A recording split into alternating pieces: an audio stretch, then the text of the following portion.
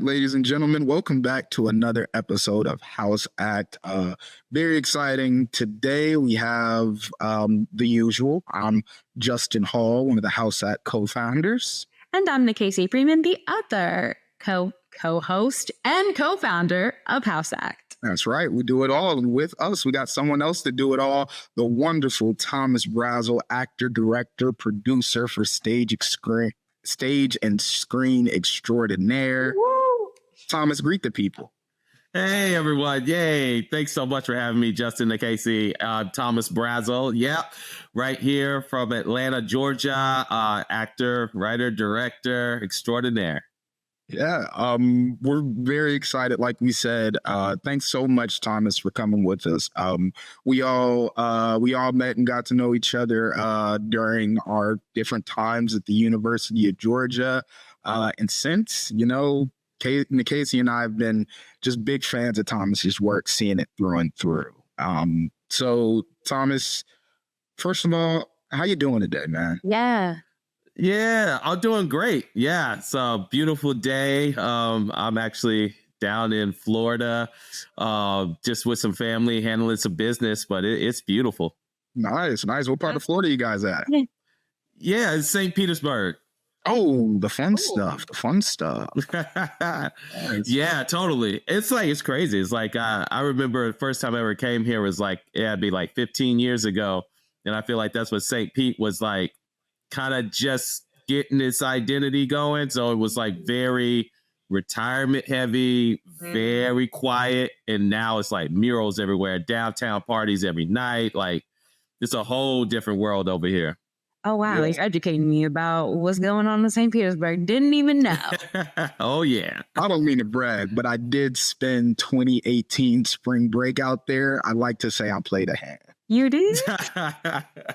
You must have, because I tell you, last night I went for a walk near the pier, like the big pier they have down here, and they had some like glow party rave going on along the beach. Wow. It was epic. Like they were giving out hula hoops that glow in the dark and these big old night sticks and everything. I was sitting there, I was like, oh man, this is like over a decade ago was nothing like this.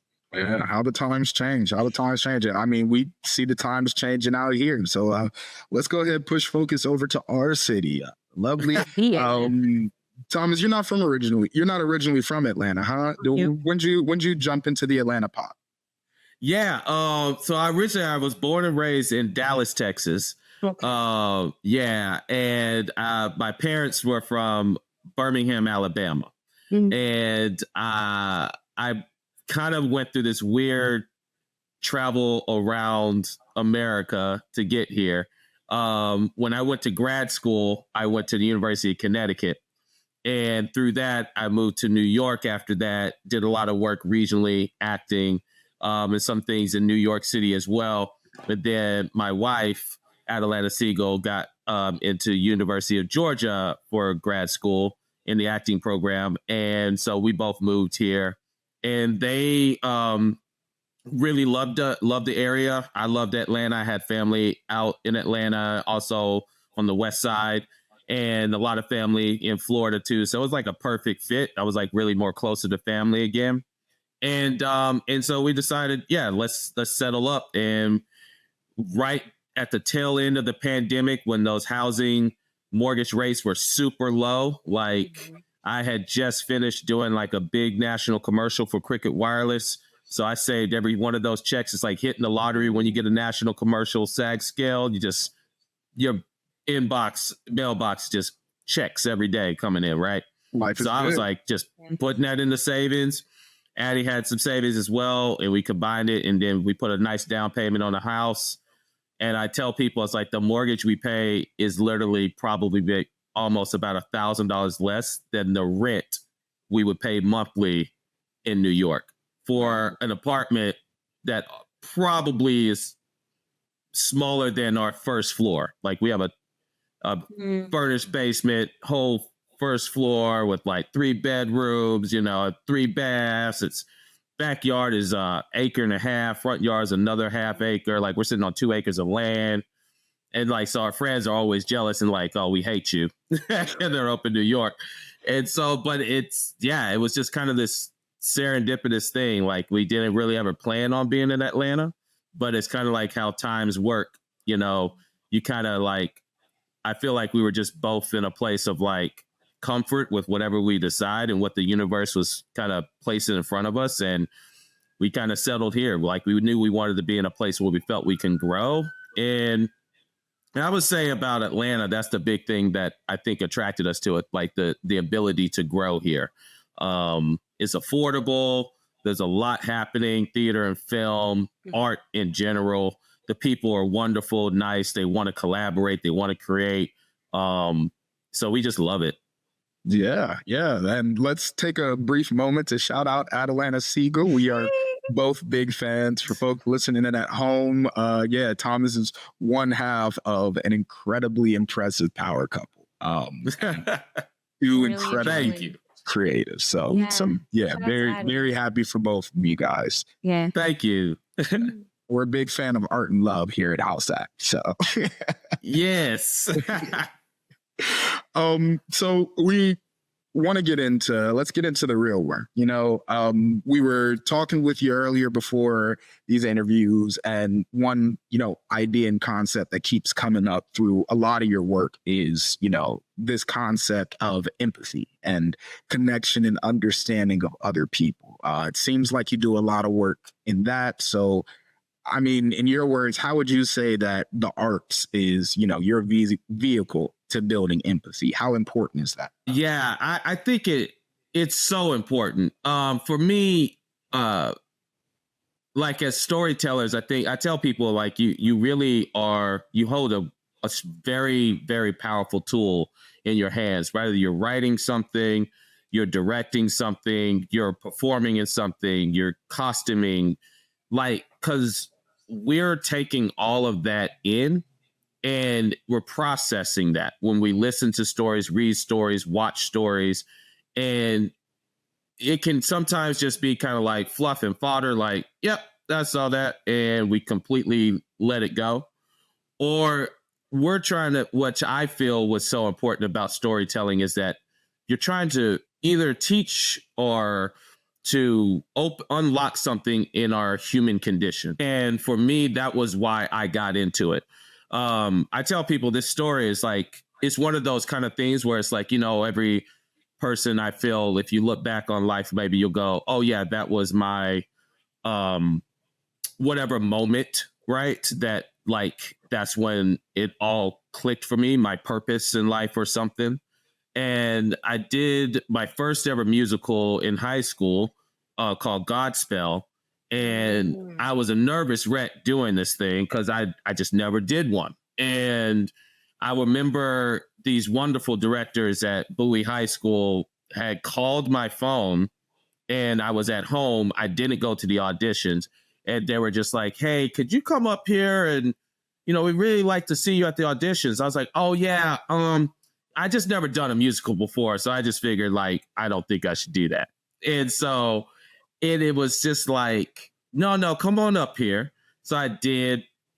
And I was like, I ain't prepared nothing. I just walked in. I was like, hey, how's it going? And they're like, yeah, just sing a little something. I was like, okay, I'll sing like something from Disney because that's the first thing comes to mind. And the music director is like, yeah, something maybe a little like, Jesus feeling. And I didn't read the play, so I don't know anything about Godspell. So they're all cracking up and stuff, inside joking. And I'm like, I don't know what's going on. I think I saw like Beauty and the Beast, and then I saw some from Lion King. And then they just had me do scales, and then they like sat me down and had like an honest conversation about like, we really would like for you to play this role, Jesus. And at the time I'm like, oh okay. And it was hilarious because I go, so what did they do in the show? And they're like, oh, boo boo. It's like he's the lead, all this other stuff. And I was sitting there, I was like, well, I'll give it my best. I'll do everything I can. I'll come and rehearse afterwards. I just don't want to make it a bad show for you. And everyone in the cast was so lovely. And long story short, because I know it's long, but it's just like there was a recent death at the high school. A student was killed by a drunk driver. And the mother everyone in the neighborhood got her to come out the house. I think it was like he was like a single parent household type thing. Yeah. And she was kind of just like really depressed naturally. So all her friends in the neighborhood got her to come see this show. At the end of the show, the way they had choreographed it was like we do this big number, and then they run, all the cast runs out to the audience and dance with the audience members, and the show basically ends. And I was new to the school district, like to that school. Like I had moved there. My mom had bought a house. It was like my first year there. So I didn't know really anybody. Mm-mm. And so I just would always sit at the edge of the stage and just kind of chill. Cause I was like, I don't know no one. This is awkward, you know? And this woman comes up to me and is like bawling her eyes out. And I'm like, oh, she was moved by the play. Okay, this is cool. You know, it's like it kind of was happening throughout every other night. This was different though. She literally grabbed me by the hand, held me close and said, you really restored my faith in everything, the universe, life. And just, I don't know if you know, but I'm the mother of so-and-so. And then it kind of clicked. I was like, oh, I heard about this. And I was just like, oh my God. And she just was like, you have a gift. You need to keep doing this. And I said, thank you. Thank you very much. And she walked off, and my director was there, and she came up and she said, what did she say? And I told her, and she said, that's a beautiful moment. And I was like, and ever since, I always go back to that, where I felt like that was the moment when I knew I wanted to be doing art, theater, film, and that stuff. And it made sense to me, the power of what we do and how it can affect people in their lives. And so I feel like it's so important that we take that to heart with everything we create, because it goes beyond us. It's like we're doing something in service. You give so much of your energy, your soul, your spirit every time that you get a part of this craft. Like, I think the sad part is that for the outsiders that may not be involved, like, you know, they see just a finished product, but they don't see the labor that goes into getting to that product. And I think that's probably true for a lot of stuff in our world. Like, we only get to see one side of the coin, but like when you go underneath what gets us to what we create, what we do as a society, I think the sacrifices people make, I think it really puts at the heart the importance of what we do and the power that we all hold. And so for me, it's always been about intentionality. And so when that clicked for me, I started to really find my voice and in my craft, and my voice naturally continues to evolve. So that's why I think I've been involved in producing, writing, directing, acting, is because the way the art flows through me, I just kind of, maybe one time I go for months where I'm just constantly acting, but then all of a sudden it's like the universe in some ways like, okay, you need to be writing more. And so all of a sudden I go on this tangent of like writing plays, shorts, and doing all this little stuff. Next thing I know, I'm directing. Next thing I know, I'm focusing on producing. And then I come back around to acting. And it's like no rhyme or reason, but I feel like I've just been more in this kind of sense of flow and allowing my spirit to just kind of just lean into it and enjoy it. Yeah. Right. That's Yeah, no, real. that's- And yeah, incredibly reassuring too. I mean, a lot of artists have, get the advice, hey, find your one skill and, boggle it down and then just be that one trick pony. But, when you have a true love for the arts and everything, because I like doing a whole bunch of different things as well. It's however form and tone that voice comes out. Yeah, absolutely. And I think when you allow yourself to be comfortable in that, someone says like being comfortable in the unknown, and just like, you're not trying to control it. I think once you get to that sense of release and the freedom of it, and that sense of like ownership of how you express and how you be, the sense of being as an artist and comfortable in whatever being that is, that's a beautiful thing to see. And I think when we allow ourselves to do that, I think that's when so many great things happen. And we allow ourselves to trust that, as scary as it can be. I mean, that's why I think about like, if I didn't pick up that phone, where would I be in when they called me in high school, if I didn't pick up that phone, and remember, this is a time when there ain't no cell phones at this point just yet. So it's like they call my house phone and I'm just picking it up. I don't even think we had caller ID at this point. Like it was one of these old school, like answer or not, kind of thing. And so I'm like, if I don't do that, do I do theater? It's like this kind of crossroads, these moments you look back on.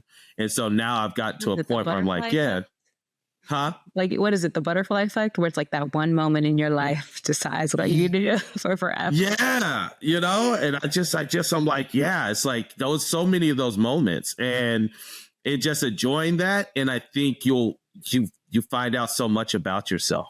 It's kind of taking a leap of faith in a way. Yeah, I agree with that. And I kind of have this hot take of like people who aren't necessarily artists or like aligned with being artists. Like, not that they're jealous, but like you said, that willingness as an artist to be uncomfortable with the unknown, because we have to do so many things under the sun to just like sustain ourselves naturally. Like, I feel that some people do feel jealous in a sense and want to embody that in their lives, that freedom to just say, like, I'm going with where the wind takes me, really, really and truly. So also thank you for sharing that story, with us. So you're saying you're going with where the wind is taking you. Where is the wind taking you nowadays? Like, what it is that maybe you get into ruts of where you can't necessarily create, right? That producer brain is not speaking to you. That director brain is not speaking to you. How do you come out of that? Or how did you come out of it to now create what it is that I guess you'll tell us you're making now? Yeah, absolutely. Well, yeah, I would say it was, so about last fall. It's honestly been 2 years in the making. Like, so my mother was diagnosed with cancer about now 2 years ago. I feel like it was around this time when she called and told me. And it was like stage 4 pancreatic. So I mean, it was very bad. And I just remember feeling so just like confused, lost, and it just was in that moment where it was like the world was saying, none of this other noise that's happening right now matters. It was like everything kind of like shrunk. And the immediate thing for me was like, this is where my life needs me to be right now, is with my mother. And so I remember going through the journey with her, and we tried to fight it early on with chemotherapies, and it was taking well. And I remember like feeling like, okay, this is good, because I came down to stay with her for a bit. And when we both felt like she was doing good, I came back home to Atlanta, started doing some work again.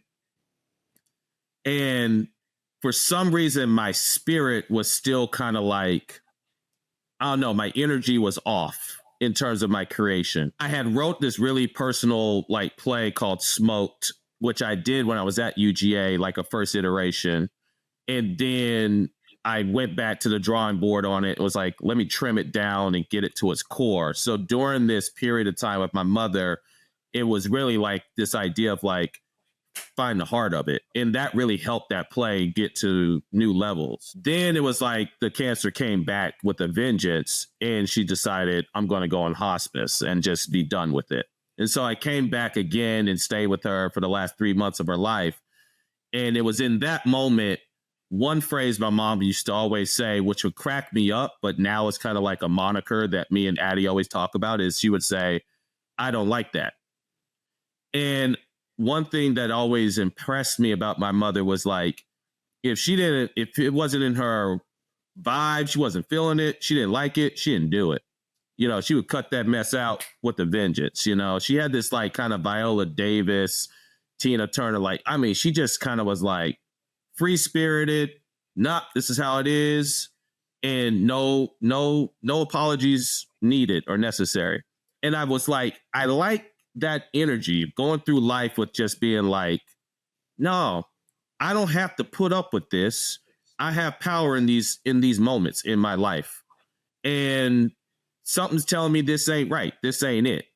And so through that experience, when I came back, I literally sat down and I looked at all the stuff I was doing, involved in, and I was like, you know what? I'm having so many headaches with this stuff, and there's something off with the energy with this or that. I need to cut this out, because when you realize that life is just fragile and it could be gone like that, you realize it's like, why do we put so much energy into the things that are giving us these negative feelings in our life, or cutting out the ability for us to blossom and grow? Because I think there's so many things out there that try to block us from paths that we can be taking. And it's scary to kind of say, yeah, I'm not going to do that. I'm comfortable with this job, or I'm comfortable with this kind of like accolade that I may get because I'm doing this and it seems like it's the right thing. But when your heart is telling you something, sometimes you just got to listen to your body and your mind and everything, right? And so I can't kid you not, when I made that choice to kind of live by that kind of moniker of like, I don't like that, I'm moving past that, so many things opened up. So many more people have reached out, funding for projects that I've been kind of holding on the back burner, being like, someday this will figure its way out. I've been more vocal about like, I'm just going to go submit my play to this. I'm going to write this and submit that and see where it goes. And the response has been so positive and like has really led to like such opportunity that it really has like made me really think about the importance of ownership of your work. We can sit around, and I think that this is a trap that we fall into when we go through a training programs. At least I know I did for myself, is that, oh, A plus B equals C. This is what you're supposed to be doing. Audition, get the job, do the job, audition, do the job, you know, and it's like, and I realized I was like, yeah, that's one way to go about it. But I didn't go through all this training just to learn how to audition. I learned how to make a show. I learned how to communicate with designers. I understand play analysis. I have all these skill sets to produce. And so when I think about that and I take all those skill sets to start making my own stuff, I mean, the joy is so much more fulfilled. And I'm not stressed about the little things. I'm like, I tell people, I was like, you know, I'm still acting, but maybe I'm not acting on this level that I think a lot of people expect me to be doing. And I'm always telling myself, I was like, I could definitely be acting at that level. But for some reason, I'm not meant right now to be doing that. And that's okay.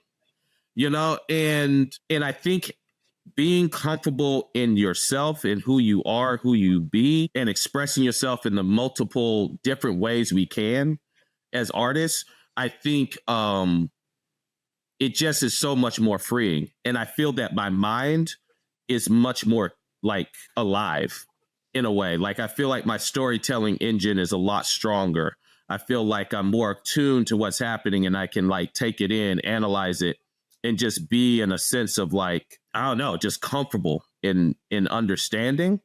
And so that has led me to do stuff I never thought I'd be doing. I'm right now putting together the pieces to do a docu-narrative series. I was very influenced and inspired by High on the Hog. It's quite funny because my mom, when she was going through the hospice time, she couldn't eat. The way the pancreatic cancer was, it just stopped off any ability for her to eat. So we would watch these cooking shows like High on the Hog and all these YouTube things because she's like, well, it just helps me satiate my hunger or whatever. Because at the time I was blending up soups and stuff because she could only like do it by drinking. And so I'm sitting there, I was like, man, this is an amazing show that I probably would never watch because I was like, I'm not really into cooking shows. I'm like, yeah, sure, whatever. And it made me start thinking like, man, how food connects us. And I'm like, oh, it'd be really cool to like merge this idea of like narrative storytelling, tracing things back, and like how does like we could combine art with food and this stuff. And that led to like this piece that I submitted to the National Black Arts Fest, Breaking Bread Atlanta, off a whim. Like I had been brainstorming it, thinking about it. I was like, you know what? I know I can do that. I know how to do filmmaking. I got a team that I've worked with. We can knock this thing out. Did the pitch video, sent it off, not thinking anything of it. It's like, we'll see what happens. Boom. They're like, yeah, this is a great project. Let's do it. And when I tell people about it and I pitch it, everyone's like, yo, how can I be involved? How can I help out? What can I do? And that is when I was like, oh man. And my mom used to say this phrase is like, closed mouths don't get fed. Yup. And I'm like, yeah. So you got to like own it, speak up. And then there was like this guy, Mr. Harris, who's Mr. Richard Harris. He's a great arts enthusiast and practitioner and just a big supporter of the arts out in Atlanta. Has a foundation, and he reached out and was like, look, I need some help with this foundation. And I started telling him about the stuff I'm doing, and it was a nice pairing. We submitted a whole thing to the Atlanta public school system. Boom. They're like, we'll fund that. Let's do it. And we're just like, I'm sitting there going like, wow, people actually will get behind these ideas. Let's rock and roll, you know? And so Can we also take a pause to just congratulate you first and foremost? Yeah. Can I we mean, just sit in and say congratulations to you for those incredible feats and for this wave of creativity that is rushing out of you? while staying true to yourself. Exactly. Thank you. No, thank you very much. Thank you. I know it's a lot. It's like I just feel so much more freer. And just kind of like it's heartbreaking when I think about like how I got to this place. But I feel like it was like I tell people it's like the last lessons my mom gave me. Mm-hmm. And I remember we would sit and we would talk about my frustrations with things going on, and things. And she just would look at me and be like, you know, you really don't need to be putting up with all that. You don't really need to do all that. Mm-hmm. Like you better than that. You don't need that. And trusting that has actually, it just unlocked so many doors. And I feel just so excited for the road ahead, because now I'm just kind of like, let's do it. And it's been inspiring to watch some of the artists that are out there doing the thing. Like I got to throw a hat out there to Ryan Coogler and Michael B. Jordan and that whole team with Sinners, man. Like I've been a big fan of their works. Michael B. since Chronicle, you know, Fruitvale Station is one of my all-time favorite beautiful films. And just to see these brothers blossoming and those sisters in that film just doing their thing, and Wound Me and all them, I'm just like, good Lord. And that's when I was like, man, we're in such this push on, like, I feel like we're about to come up to we'll look back in 50 years and we'll be like, oh, that was a renaissance. I think we're getting on that cusp where I think people are like owning these stories and they're like, yeah, I want to tell this story. And they're like, and this is how I want to tell it. And like, that's why I think you're hearing all this buzz around like his contract that he had with Warner Brothers and stuff. Cause I'm like, yeah. And if you start looking at a lot of the, like, Viola Davis is a prime example. She got her own production company, you know, the Woman King, all that stuff. They're doing it. Like the artists are starting to be like, I don't need to be around and just wait and be told what to do by an industry that basically will kick me to the curb like that. I have all the skill sets to create. And that is a powerful thing. And I feel like they're going to inspire so many young creators because we have so much technology at our fingertips now. I mean, you're able to do a podcast on your computer, whereas probably back 20 years ago, it's like, I got to rent a studio. I got to do this. I got to get this money. I got to get that. Now it's just like we have the ability to create. And I'm like, now it's that kind of thing of like being careful of not letting people get in the way, like I was saying before, and blocking you from your creative self, because there's so many people that want to like get their hands on you and be like, you do this for me now. And it's like, no, we either do this together or we ain't doing it at all. But there is no like, you gonna control me, right? As an artist, I feel like that is the death of great art, when people want to be like, put people in a pigeon and be like, you do this, you know? So yeah. There it is. That's your bit of advice to artists who are just kind of coming out in the industry. Speaking about Ryan Coogler, I had just seen a clip about, I think he was at like the BAFTAs or something like that. And he was giving a speech essentially about like, now is the moment. Don't let anybody stop you. Get into it if you want to get into it. Would you say that like kind of is your piece of advice, is like, don't let anybody control you. keep it running, keep it moving. If you want to do it, stand on it and do it. Yeah, absolutely. I think it's so powerful and empowering for yourself to like tell stuff from your perspective, your voice, or just however it flows through you. Because you are ultimately a storyteller. Rather, whatever facet if you're the camera person, you're a storyteller. You're literally a photographer telling the story through pictures. We need your eye, we need your vision in order to do that, and your technological savviness to make it happen and make it look the way it does, because the visuals are going to invoke, again, empathy. The way something looks, the way the lighting is, the way, how fast that zoom comes in or that pan, like it's all works together. And even on the stage, how you craft those stage pictures as the designers, the director, the actors, like it's all in harmony. It's like, I tell people, it's like when you look at it from a different perspective of like the craziness of what we do, like we literally get connected to different individuals, probably sometimes strangers, and we're saying we're going to make this thing now. And it's kind of like, is it going to happen or is it going to work? It's the one thing that I go, wow, it's pretty insane what we do. We're like, I don't know this person, but I'm about to do this fight with them. I hope they know how to fight. I hope that they can pay attention to stage directions. Shoot, I hope that they like me. It's like, it's like this massive chaos that becomes like a beautiful thing. And so I feel like for us to, when we have all these stories like kind of building within us, it's got to come out some way. And I just think as people that are coming out into the industry, the biggest thing that I'll never forget this was told to me at graduation by actually one of my professors, was that don't wait for nobody, create. Yeah. And I remember thinking in my heart, I was like, bet, you're right. And as soon as the first time I kind of had like a lull when I was like, okay, auditions are not like landing or whatever. All right. I literally was like, that's when I started writing plays. I just started getting back into my writing and stuff. And stuff started leading to another thing. And through like a play reading, that's when someone was like, I want to bring you in for this. And that opened doors for something else. And so I just kind of like, now I'm just like, I don't need to be waiting around. Just keep creating, and go on that journey. And this is another thing I've started reading is Will Packer's like one of my idols as a producer. And he talked about like the sense of not being afraid to fail.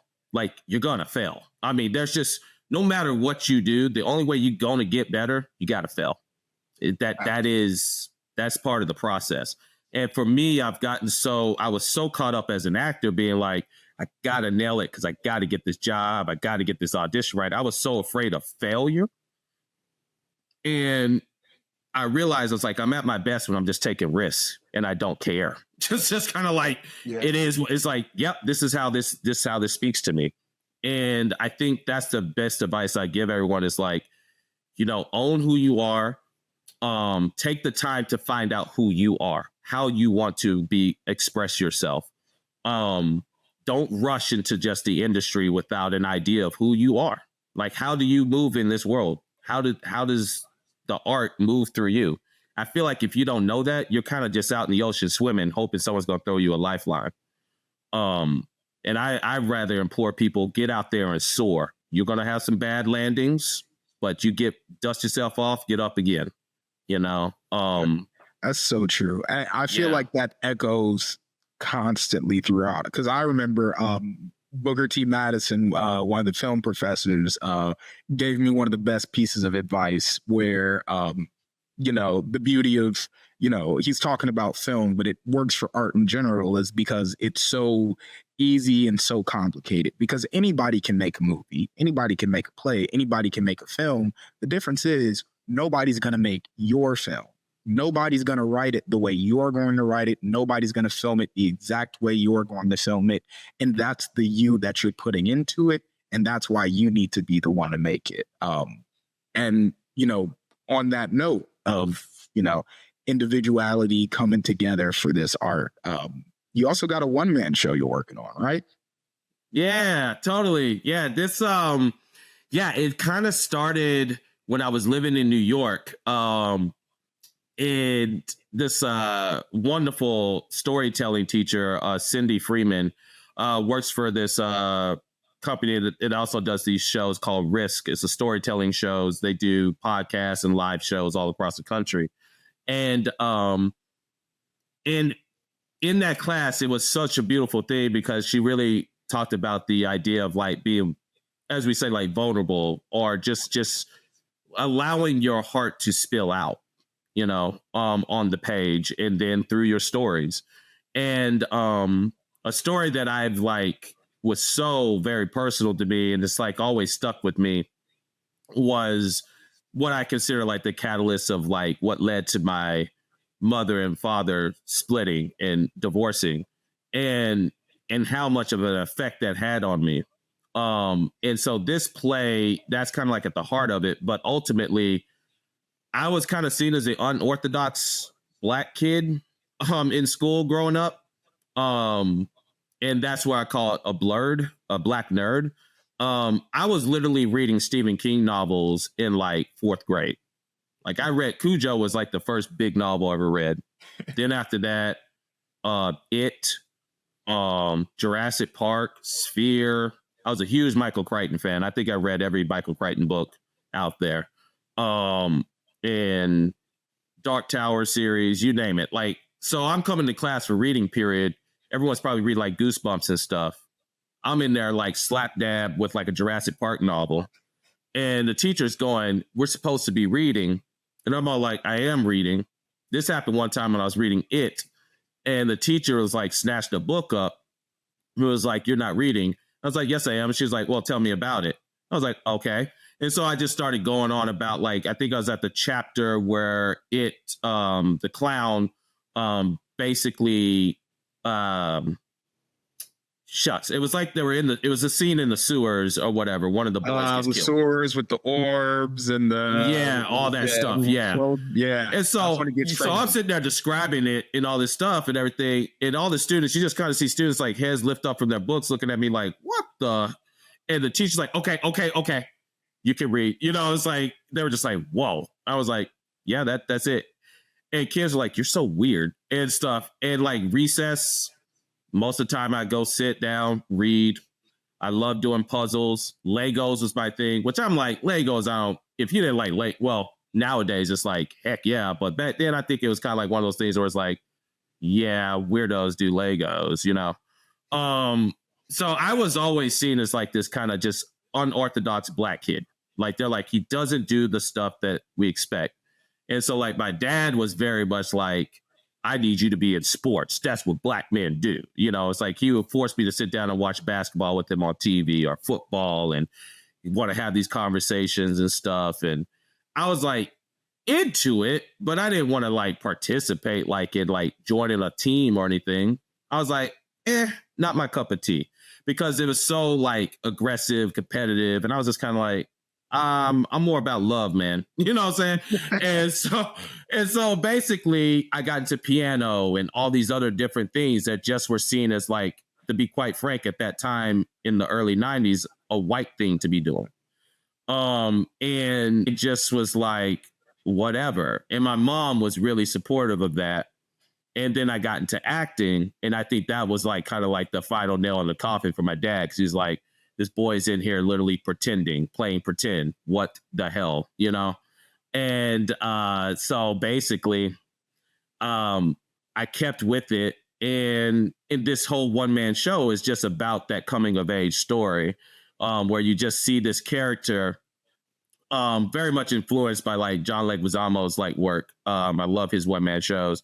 And it's just like this character that really is going on this journey of like, what is it to be a black man growing up in this country, and the sense of that I am a blerd and embracing that.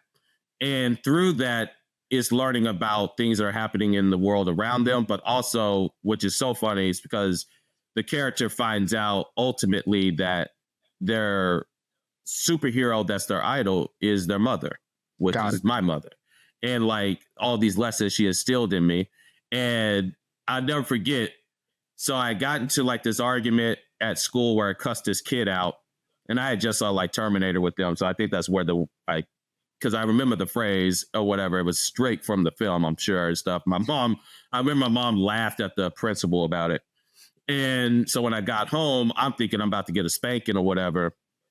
And my mom was like, listen, because the argument with the kid was that I was like, he said that there's no such thing as black heroes. And I was like, what? Because I was going on about having seen like, I think I just discovered like the new Batman had came out with Michael Keaton. So I was like, because I was only like 5 years old. And so basically my mom comes into the room. I'm like sitting there like scared crapless or whatever. And she basically is like, here's a book on Nat Turner. I didn't know who this was.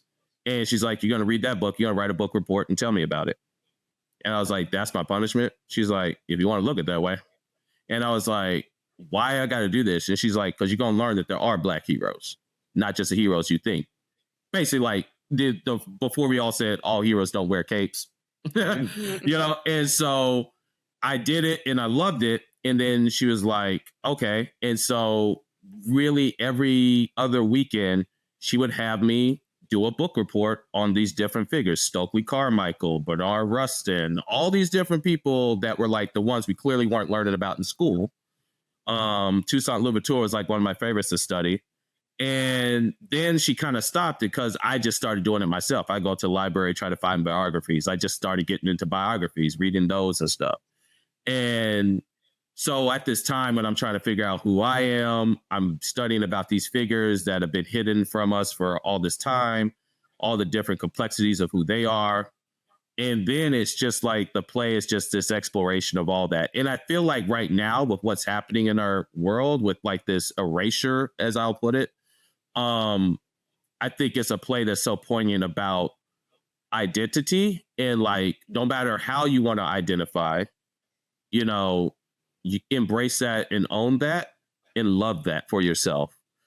Because that uniqueness is so powerful and so important for our world when you do it through love.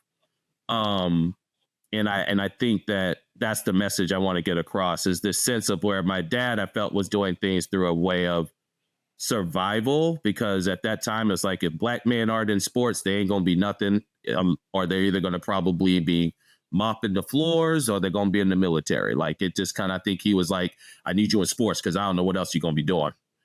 Whereas my mom was like, no, he can do all kinds of stuff. Watch, so it's interesting that I had that journey for myself and I was able to find myself and kind of in a way come out in a unorthodox way.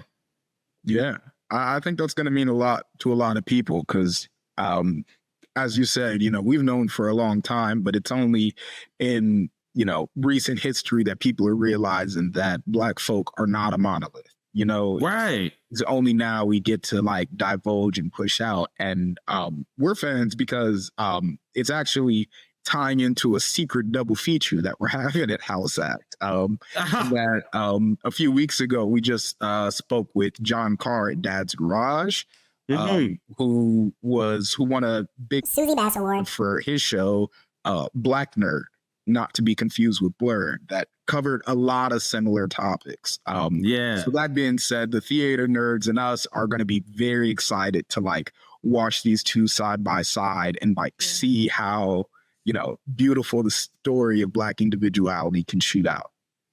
Yeah, absolutely. I love that. I think I was telling someone earlier today about like, I feel like now there is such an embracing of just kind of the unorthodox. Just, I mean, it's, oh man, I just think about like all these stories that hopefully now we'll start getting the light of day to be like wanted to be told, like all this intellectual property out there. I mean, there's so many great books and storytellers that I'm like, man, I hope now they start finding these people. So I'm reading one book right now. A friend of mine got me for my birthday last year, or it was Christmas. I can't remember. My birthday's on Thanksgiving, so it's usually either then or it's Christmas. But it's called Ring Shout. and it reminds me a lot of Sinners and stuff like that. And I was just like, wow, yeah, this book is pretty awesome. And I was like, someone should make this into a film. This book rocks, and stuff. But yeah, absolutely, man. It's like, I think it's a great time as ever to really be the Black nerd. Agree with that. Yeah. Now, on that note, I'm sorry, Casey, go ahead. No, I was saying I agree with that wholeheartedly as someone who also grew up as a Black nerd. And I don't know, I have an Inuyasha poster like right here. I don't know if you know. Yeah. Like it's right here. As someone who grew up as a Black nerd and definitely felt the, the otherness and that feeling of like, oh yes, I like these things that I'm not supposed to like.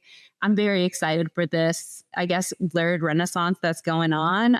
So like, I'm also excited for your solo show. Like, yes, we need more. Let's have more. We are not a monolith. Thank you. Absolutely. I think it's so important for us to know that. Just like embrace that, y'all. We're not a monolith. Not at all. Now, we do have to ask, because it's a controversial topic between me and Casey. Okay. How do you feel about the word blerd? Specifically, just the word, just the phrasing? Because Casey has a theory, and I'll let her speak on it, but I was gonna say, I was just like, I feel like we could have came up with a cool, like blerd's cool. I'm embracing it. If that's the word that we're choosing, I'm like bleak, geek. Oh I don't know. Like we had maybe we could have came up with something completely new. I don't know. I was like, blerd doesn't necessarily roll off the tongue, but if this is what we're vibing with, cool, I'm down. We're big Bleak fans here at House Set. Bleak. I love it. Well, I think I feel like what I love about both of them is that it's we are still embracing identity as Black people. Like, because I've heard like some arguments where it's kind of like they're like, well, you're just a nerd. I'm like, yeah, I'm a blerd though. It's like, what I'm saying? There's a layer to it because right. It's like y'all wouldn't let us sit at your lunch table. Let's be clear, right? When y'all were doing your darn Pokemon and everything like that, like, nah, brah. Nah, keep that over there. Right. And then now it's like everything's all cool and y'all like wanting us to like, no, I'm still gonna identify that. Cause I feel for me it's the idea of like I still identify as a Black man. And the thing that I still also am interested in so many, and I call it where I feel like I'm just interested in the universality of what is unique about our society.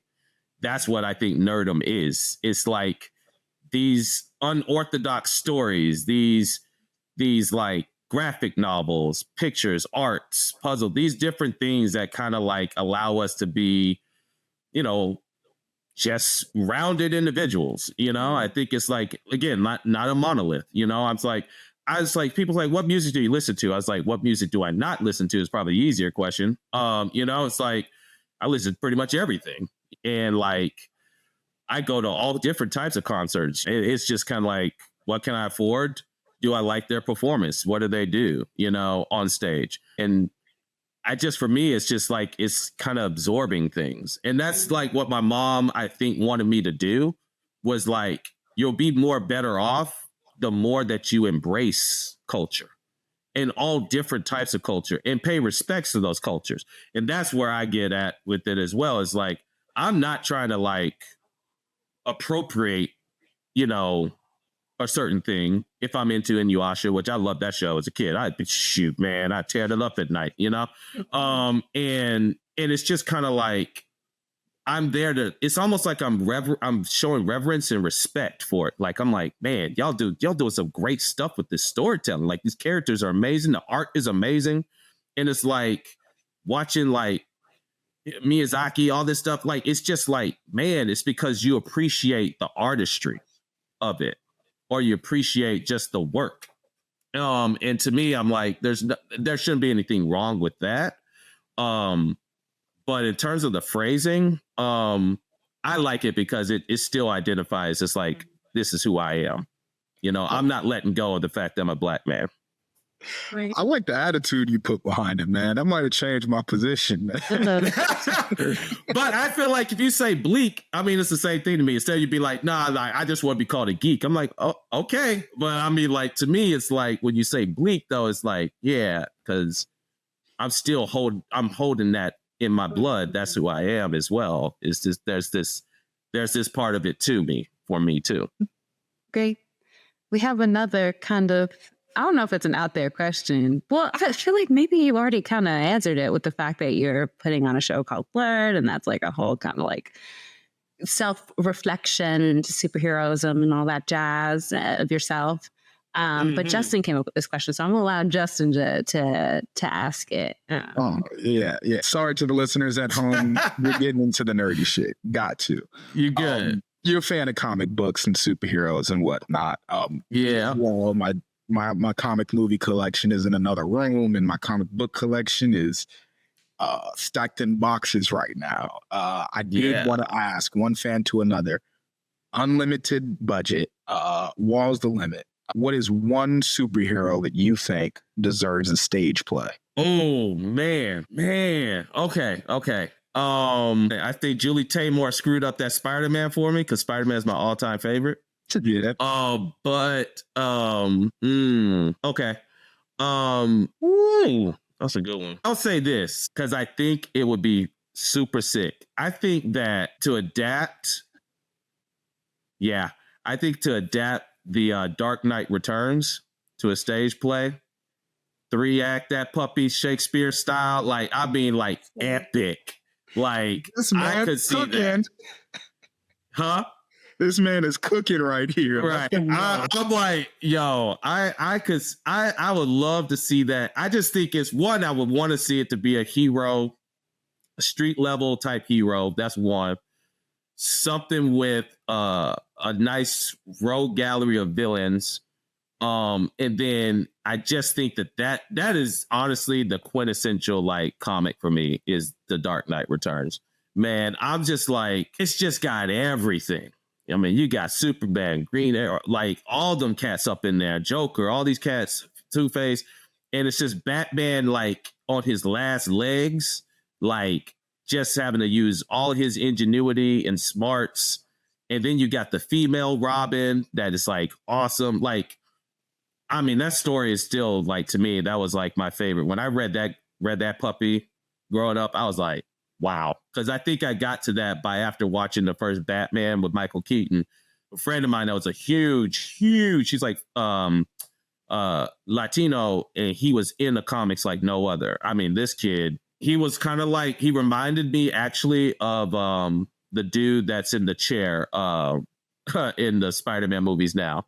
The man in the chair. What's his name? His friend. Oh. Yeah. They like have the same vibe to me. Like I was always like, oh my God, that's my friend Julian back in the day. And he just was like, oh man, you got to read this, this stuff here, blah, blah, blah. It's like got all mint condition and stuff. And boy, I read that. I was like, wow, this is epic. They need to this needs to just be done page for page. And to see that on stage, I think would be sick. Nice quality answer, high quality one right there. Yeah. Now we just got to find the budget, which it seems you're a pro at these days. Right, for real, man. Oh man, I gotta tell you this idea that I had though as a nerd, man. All right, so do y'all know the movie The Thing? Yeah. Yes. Okay. So me and Addie one night we're chilling, and I was like, and I said, you know what would be super dope? I don't know if y'all know about the play. It's closed now. Sleep No More, where they have it's in New York, and it was like in a warehouse building that they converted. And it's like 5 stories. It was like about a Filipino community. Was that Sleep No More or no? No, it wasn't. This was like they merged like Macbeth with like some Hitchcock and stuff like that. It is like immersive theater, so you just kind of walking around, everyone's masked. Oh, yes, actually. Yeah, and it's like a very movement heavy. So I told Addie, I said, okay, imagine that type of like setup, and it's The Thing. So you go in, one floor is like the base or whatever. You go to another floor, it's outside in the like cold wilderness. Another floor is like the spaceship, and like another floor is like basically, what was the other thing? Like underground, because I was like an underground part or something. And I was like, so if you like did that, and it's like, so people getting snatched, and it's like, and so you don't know like who's the thing, and like it's stuff, and it's just like played out like it's like 2 hours like the movie, and that puppy plays out, and you just can roam around, and all this stuff happens and everything. I said that would be hilarious. And so if like you get snatched up or whatever, then you have to change like your mask so you know that you've been affected by the thing. And just to see what an experiment that is, to see people being like, oh, keep away from them, and just like seeing how chaotic it becomes. That crap, I think that'd be hilarious. It's so much fun. Yeah, we're big fans of immersive theater. So like Casey and I, when we were doing early concepts and whatnot, because we do have a show on the docket later this year, but in our back pocket we have a couple of concepts for some deep immersive experimental shows to that same effect. Nice. So yeah, anything to give people the unexpected experience, we want to say. On the note of self-producing, we're on our way to closing out, so we want to make sure we can grab as many little nuggets as we can. To the young independent artist that's looking to make their project, just gotta find the funding hurdle. What do you think is the biggest advice you could give them for it? Yeah, one is to really fine-tune your pitch. Like, so if you got an idea, like take the time to like, I tell people make pitch decks. Like, I think that's the number one thing is like, you'll see a lot of these like pitch fest or pitch series, or sometimes even like a lot of film festivals now, they're doing like pitch, like you can sign up to pitch. I cannot express how important it is to be able to succinct whatever you're working on into an elevator pitch, because that's how you get the funding. Like that is how you get people to get on board. Like when you can get that fine tuned and someone's asking like what you're working on, then that's your point. Go right into it. You're like, you know what? I'm working on this right now. It's blah, blah, blah about this, that. Right now I'm looking at, trying to raise this much money. Oh, yeah. Mm-hmm. Hey, if you want more information, I can send you the deck and stuff like that. Because it's something that I took from Best Buy. I was like, that is the art of sales. It's like when I worked in computer sales, they're like, listen, you got to sell this computer in 10 seconds. Like they want to know what can it do that fast. People do not want to sit there for 5 minutes here. You talk about all the gizmos. They're like, okay, their eyes will glaze over. They're going to dip out. It's like, how can you sell me in that 30 seconds or less? And once you master that art and skill, then you can have all your extra like stuff, like your pitch decks, your scripts, things like that. But if you can't get them in 30 seconds, man, it ain't going to matter because they're not going to sit down and read all that other stuff. Like time is money, right? So that's the biggest thing. I think have your pitch set, work on that, and then the other thing is get out there, go to film festivals, gotta see stuff. I mean, we talk about this. I remember when I was studying school, go see theater. They're like, you're here at University of Connecticut. It's a train ride to New York. Y'all should be seeing theater every other weekend. It's like, if it's not in New York, there's plenty go to Yale, go see their stuff, do this. And we did. My classmates and I, we'd always be going to see stuff. We'd be like, all right, let's just go see a movie. Like, because you got to immerse yourself and see the work. And the more you see it, the more you pick up on like, oh man, that's a one shot. Oh man, how'd they do that? And then you go read magazines, go to Barnes and Noble, their magazine section, fire. Like they got so many movie making magazines. You ain't got to pay for it. That's why they got Starbucks in there. Like go in there, pay $5 for a little drink or a cookie, sit your tail down and read a couple of articles. You know what I'm saying? I subscribe to some because I want to keep those things going, but like those are the things, like immerse yourself. Always be studying. ABS. Always be studying. Like, you know what I'm saying? Just keep pitching. Keep your stuff out there. Look for opportunities to go to festivals, do those pitch fests. It's scary because you feel like, I'm going to fail. But again, it comes back around. You got to fail.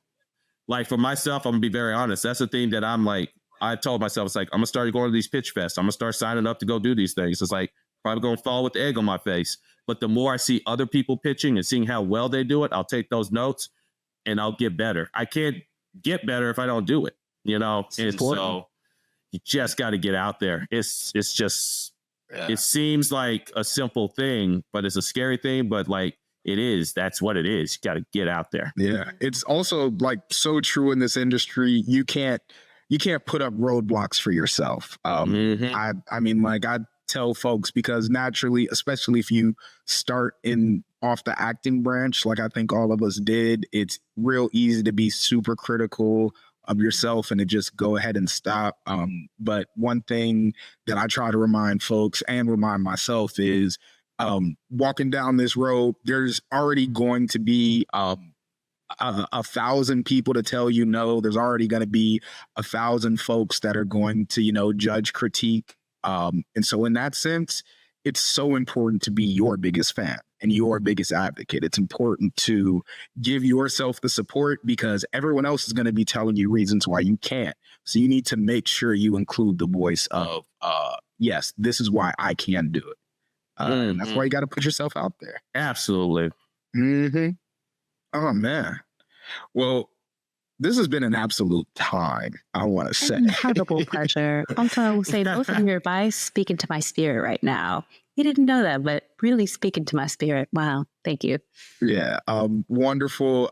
Before we go, we wanted to know for the listeners, how can they support you? How can they follow what's going on? How can they make sure they catch Breaking Bread, they catch Blerd? How do they keep up? Absolutely. Yeah. You can find me online.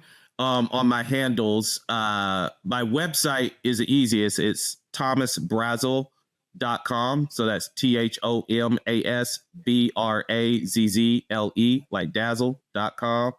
And then also as well, you can find me on Instagram.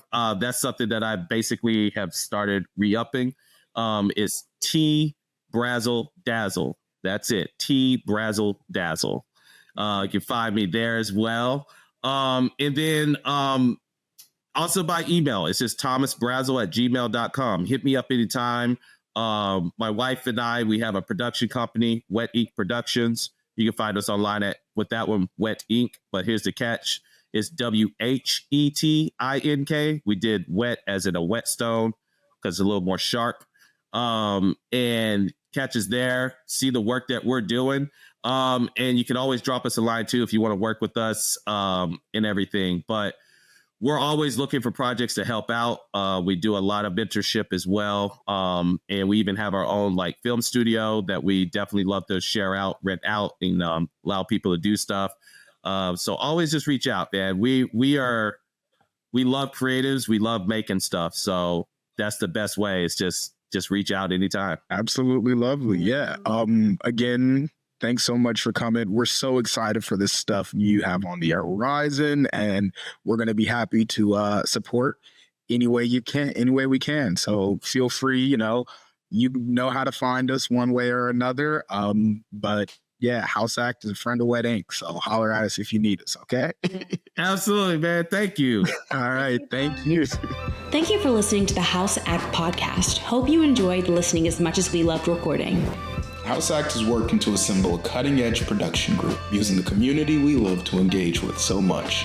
If you are interested in supporting us on our journey, please continue listening as we bring you a season of insightful conversation. We would also love your support in other areas of our arts production. If you're a passionate creative or patron of the arts, please reach out and ask about the exciting work we have roadmapped for this upcoming year. Help us make this house your home. Yeah, they're going to love that. No, it's going to be great. Great.